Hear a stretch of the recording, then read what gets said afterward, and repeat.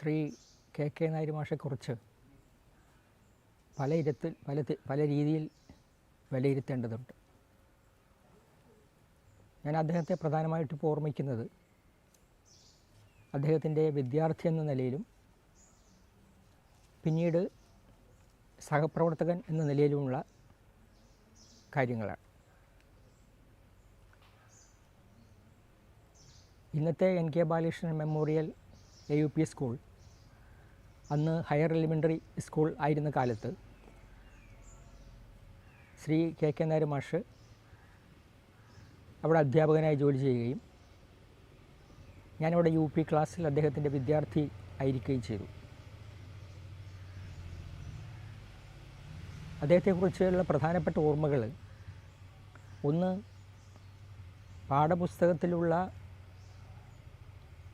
വിവരങ്ങൾക്കതീതമായി കുട്ടികൾക്ക് പൊതുവിജ്ഞാനം പകർന്നു കൊടുക്കാൻ അദ്ദേഹം വളരെ ശ്രദ്ധാലുവായിരുന്നു.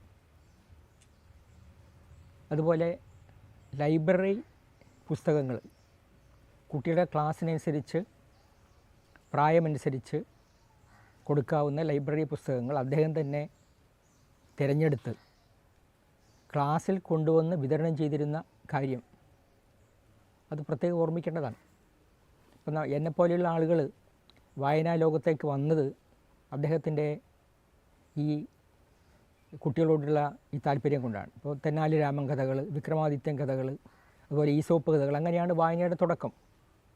അതുപോലെ മറ്റൊന്ന്, സാഹിത്യ സമാജങ്ങൾ നടത്തുക, അതിൽ കുട്ടികളെ പങ്കെടുപ്പിക്കുക, ചെറിയ കുട്ടികൾക്ക് ആവശ്യമായ വിവിധ വിഷയങ്ങളെക്കുറിച്ച് പ്രസംഗങ്ങൾ എഴുതി കൊടുക്കുക, അദ്ദേഹത്തിന് വളരെ താല്പര്യമുള്ളതായിരുന്നു. അതാണ് ഒരു വിദ്യാർത്ഥി എന്ന നിലയിൽ എനിക്കുള്ള പ്രധാനപ്പെട്ട അനുഭവം. 1964 മുതൽ 80 വരെ രാജാസ് ഹൈസ്കൂളിൽ അദ്ദേഹം ജോലി ചെയ്തപ്പോൾ 1970 മുതൽ ഞാനും അവിടെ അധ്യാപകനായി ചേരുവാൻ ഇടയായി. അപ്പോൾ ഒരു സഹപ്രവർത്തകനാണെങ്കിലും ഒരു വിദ്യാർത്ഥി എന്ന നിലയിൽ അദ്ദേഹത്തോടൊപ്പം ഉണ്ടായിരുന്നുവെങ്കിലും ഒരു സഹപ്രവർത്തകനായി വന്നപ്പോൾ തുല്യതയുള്ള ഒരു വ്യക്തിയോട് എന്നുള്ള രീതിയിലാണ് അദ്ദേഹത്തിൻ്റെ പെരുമാറ്റം. പിന്നെ അധ്യാപകൻ എന്ന നിലയിൽ അദ്ദേഹം എല്ലാ കാര്യങ്ങളും ചിട്ടയായി ചെയ്തു. അതോടൊപ്പം തന്നെ പൊതുരംഗത്ത് സജീവമായി, കാരണം അദ്ദേഹം പങ്കെടുക്കാത്ത സാമൂഹ്യ സാംസ്കാരിക പരിപാടികൾ അന്ന് കണ്ണൂർ കാസർഗോഡ് ജില്ലയിൽ ഇല്ല എന്നാണ് പറയേണ്ടത്. അവിടെ ലൈബ്രറി പ്രസ്ഥാനം പറയുമ്പോൾ നമുക്ക് ഒരിക്കലും മറക്കാൻ പറ്റില്ല. ലൈബ്രറി പ്രസ്ഥാനത്തിൽ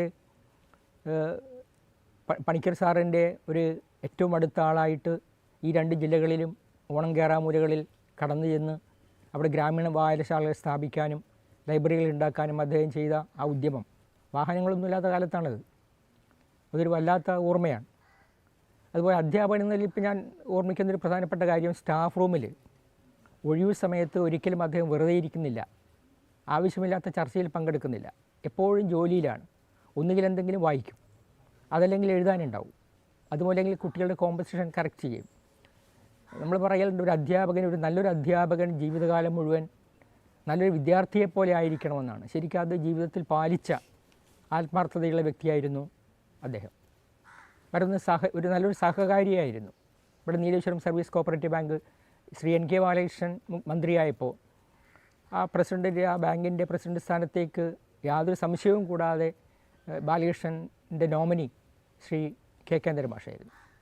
അപ്പോൾ അദ്ദേഹം പ്രവർത്തിക്കാത്ത ഇവിടെ പൊതുജന വായനശാല, ഇവിടെ നീലേശ്വരത്തെ പൊതുജന വായനശാല എന്ന് പറയുമ്പോൾ തുടക്കം മുതൽ, അതിൻ്റെ ആരംഭം മുതൽ അതിൻ്റെ എല്ലാ പ്രവർത്തനങ്ങളിലും ഉണ്ടാവുകയും അതിൻ്റെ സെക്രട്ടറി എന്ന നിലയിൽ, പ്രസിഡന്റ് എന്ന നിലയിൽ ഒരുപാട് കാലം പ്രവർത്തിക്കുകയും ചെയ്ത വ്യക്തിയാണ് ശ്രീ കെ കെ നായർ മാഷ്. അപ്പോൾ ആ രീതിയിൽ നമുക്ക് മറക്കാൻ പറ്റാത്ത ഒരു അതുല്യമായ പ്രതിഭയായിട്ടാണ് എനിക്ക് കെ കെ നായരെ വിലയിരുത്താൻ കണക്കാക്കാൻ സാധിക്കുന്നത്.